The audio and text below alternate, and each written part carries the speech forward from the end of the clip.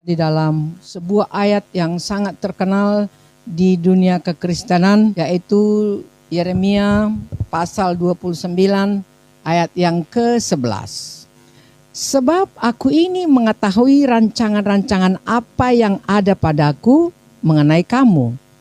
Demikianlah firman Tuhan, yaitu rancangan damai sejahtera dan bukan rancangan kecelakaan, untuk memberikan kepadamu hari depan yang penuh harapan. Banyak orang yang menyesali hidupnya karena dia tidak seberhasil orang lain. Mungkin ada orang yang berkata, karena begini lebih baik aku tidak pernah dilahirkan ke dunia ini. Itu penyesalan yang tragis. Tapi Tuhan tidak pernah menciptakan sampah, ya. Tuhan tidak pernah menciptakan sampah. Yang membuat dirinya sampah adalah dirinya sendiri, bukan Tuhan. Bukan Tuhan yang membuat dia menjadi sampah. Nah, kita perhatikan dulu.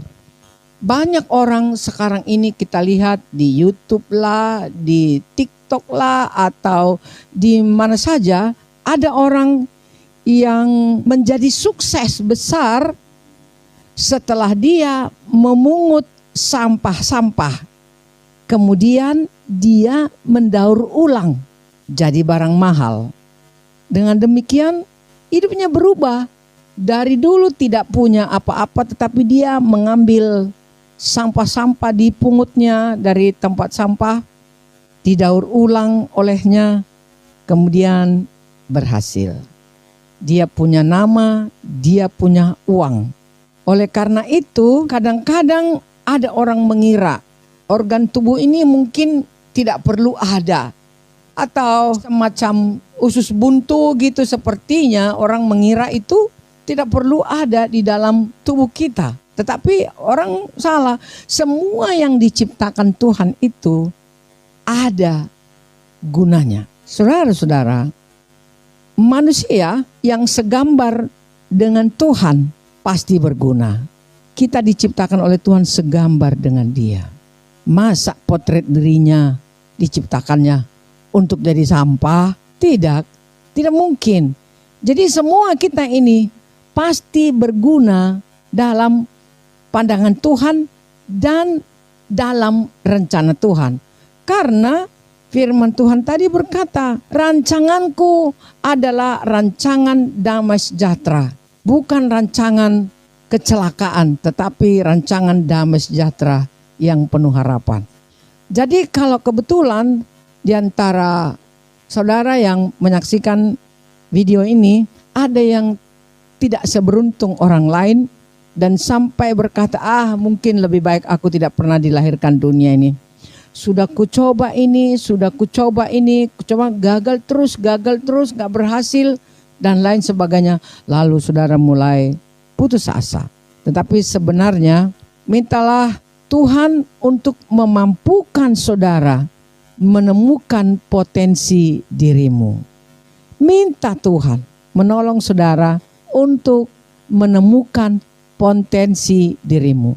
Kemarin saya nonton sebuah video Kang Deddy, anggota DPR di Jawa Tengah. Dia selalu mencari orang-orang yang membutuhkan pertolongan dan dia sudah banyak menolong orang lain. Lalu saat itu dia menemukan seorang laki-laki yang naik sepeda penjual es krim.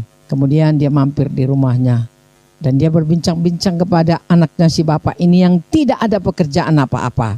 Karena dia bilang, kalau aku mencari pekerjaan di perusahaan-perusahaan harus bayar ke ormas 5 juta, 10 juta dan lain sebagainya. Lalu akhirnya dia tidak berbuat sesuatu.